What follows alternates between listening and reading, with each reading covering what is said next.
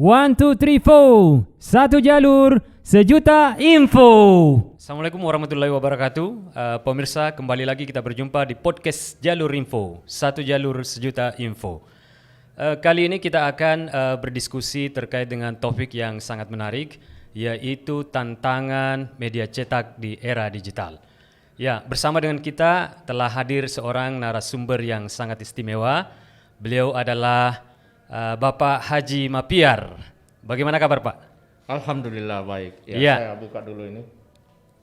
Ya, pemirsa, Pak Haji Mapiar ini adalah sekarang sebagai Direktur Utama Parepos dan juga sekaligus Komisaris Utama parepos.co.id.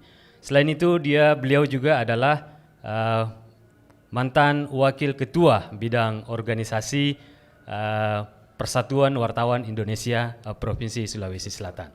Ya, narasumber kita sangat tepat karena beliau adalah orang yang sangat berpengalaman di bidang media. Ya, bagaimana ini Pak Haji? Baru-baru ini koran Tempo pada akhir 2020 kemarin pada bulan Desember mengambil keputusan yaitu menutup koran cetaknya dan beralih ke versi digital. Bagaimana Anda melihat tantangan bisnis media cetak di era digital sekarang ini? Iya, terima kasih Pak Sapar dari Jalur Informasi. Saya kira saat ini memang kita dihadapkan pada perubahan ya. Perubahan di mana industri berubah, bisnis berubah, dan juga tentu bisnis media yang ada dalamnya juga mengalami perubahan.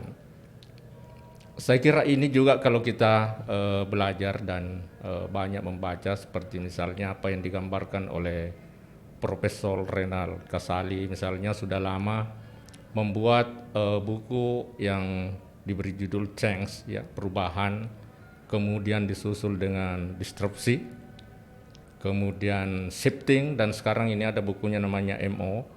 Ini semua berbicara tentang perubahan. Jadi menurut saya bagaimana kita menyikapi perubahan yang terjadi, dinamika yang terus berkembang dalam masyarakat, memang kita membutuhkan strategi-strategi dan pilihan-pilihan. Ya, saya kira media mainstream sekarang ini, sekalipun di sana ada beberapa misalnya perusahaan yang harus tutup, itu adalah pilihan. Tetapi bahwa media cetak, media koran, majalah, tabloid dan lain sebagainya sebenarnya juga masih punya ruang untuk tetap tumbuh. Ya. Iya. Ya. Ya, Anda tadi mengatakan bahwa sekarang media cetak harus membuat strategi baru untuk menghadapi perubahan yang ada sekarang ini. Bisa Anda paparkan sedikit strategi yang harus dilakukan oleh media cetak untuk tetap eksis di era digital sekarang ini? Iya, sebenarnya strategi itu tergantung pada situasi dan kondisi yang kita hadapi. Iya. Pasar yang kita hadapi, pembaca yang kita hadapi itu masing-masing berbeda. Katakanlah misalnya pangsa pasar yang disebutkan tadi itu mungkin ada di level yang high ya. Sementara ada yang pembacanya mungkin yang middle, di menengah, dan ada pembaca yang memang secara umum membutuhkan berita-berita yang seperti yang sering kita muat di media cetak.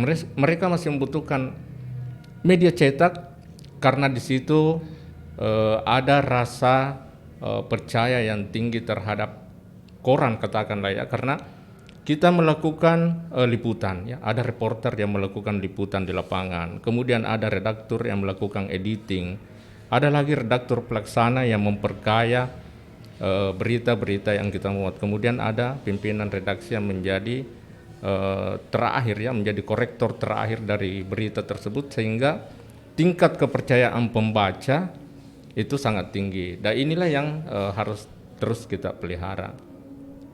Kemudian kalau menyangkut strategi ya, karena saya ini dari Parepos Harian Pajar Group, kebetulan kita di Pajar Group ini punya pimpinan yang sangat katakanlah luar biasa di dalam pengembangan koran sejak muda mereka sampai sekarang ini terus bergelut dalam kehidupan media.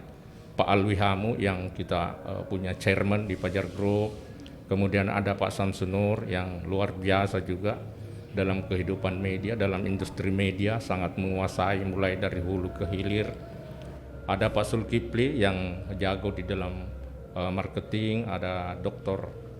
Rida sekarang yang di holding, kemudian ada sekarang ini New Grace, ada Pak Agus dan teman-temannya lain. Jadi terus ada perubahan. Nah, strategi yang kita lakukan kalau secara garis besarnya yaitu pertama kita melakukan konvergensi, Pak Sapar ya. Ya. Jadi konvergensi ini merupakan tuntutan dari pembaca kita.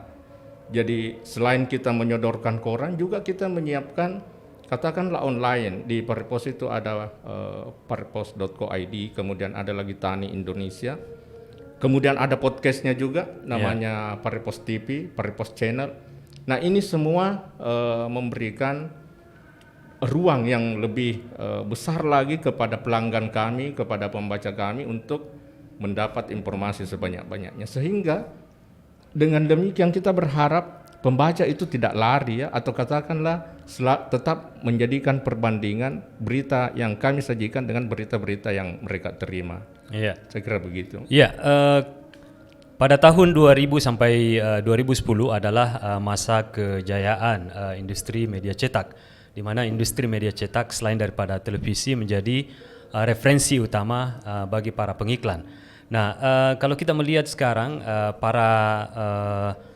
pemasar atau pengiklan sekarang beralih ke era digital. Ada kita kenal YouTube, kemudian ada Facebook. Ya, sekarang juga orang dengan mudah bisa mengiklankan sendiri mereka punya produk. Nah, bagaimana media cetak mengantisipasi terkait dengan hal ini sehingga pengiklan-pengiklan tetap berada di media cetak? Wah, ini juga pertanyaan yang susah dan ini harus kita membongkar kita punya strategi ya. Iya. Jadi koran itu kan sudah punya sebenarnya ekosistem sendiri yang sudah dibangun sejak lama. Katakanlah pelanggan-pelanggan kita, pelanggan lama kita, pelanggan penatik kita yang memang sudah sangat mengharapkan hadirnya bacaan-bacaan lewat koran. Kemudian yang kedua, yang saya katakan tadi, konvergensi itu, dengan adanya konvergensi maka mereka itu kalau tidak memasang iklan di media cetaknya kita, dia memasang di online-nya kita.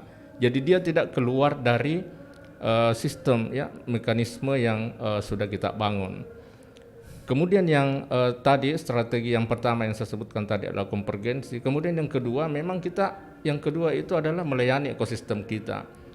Jadi ekosistem kita sudah punya database terhadap siapa pembaca-pembaca fanatik kita. Kita sudah punya database tentang pemerintahan ya, yang masih membutuhkan koran, masih membutuhkan untuk pemuatan berita-berita pembangunan. Sebab keistimewaan dari koran ini pertama adalah karena bisa juga menjadi arsip bagi iklan-iklan dan itu dibutuhkan untuk kadang-kadang apabila dilakukan di akhir tahun pemeriksaan terhadap lembaga-lembaga negara yang memasang iklan. Sangat bahaya kalau misalnya ada pengeluaran dana untuk iklan kemudian tidak ada buktinya. Nah di koran ini kita masih. Jadi bagaimana masing-masing media ini menggunakan strateginya untuk tetap memelihara ekosistemnya. Saya kira itu yang paling penting. Iya. Seperti yang saya sebutkan tadi, di tahun 2000-an sampai 2010 itu masa kejayaan di mana iklan-iklan dari bisnis media cetak ini umumnya bersumber dari pihak swasta. Nah, di era digital ini di mana muncul ribuan media-media online, ada tuntutan bahwa media ini sekarang partner kerjasamanya salah satunya adalah pemerintah. Nah, sebagaimana kita mengetahui bahwa industri media ini adalah industri yang dituntut untuk kritis terhadap kebijakan-kebijakan pemerintah. Ya, bagaimana industri media atau media sekarang ini menjalin kerjasama dengan pemerintah, tetapi tetap menjaga dia punya ideologi dan profesionalitas. Bagaimana Anda melihat hal itu? Iya, jadi media itu mempunyai 4 peran. Ya. Ya. Pertama adalah memberikan informasi, kemudian kontrol, ya, Iya. kontrol, memberikan edukasi dan hiburan. Jadi 4 fungsi media ini memang kita mengatur, kita memanage ya, bagaimana memberikan keseimbangan.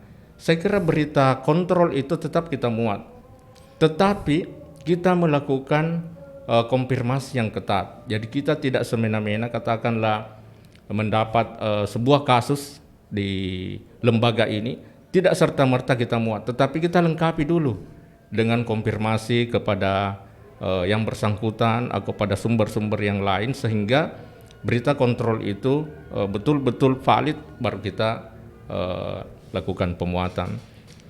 Menyangkut iklan-iklan dari pengusaha-pengusaha ya, dari pengusaha kita, ini sekarang sebenarnya kita belum bisa memberikan gambaran persentase apakah naik atau turun, karena memang kita sekarang ini berada dalam kondisi yang masih katakanlah masih prihatin, Pak Sapar ya.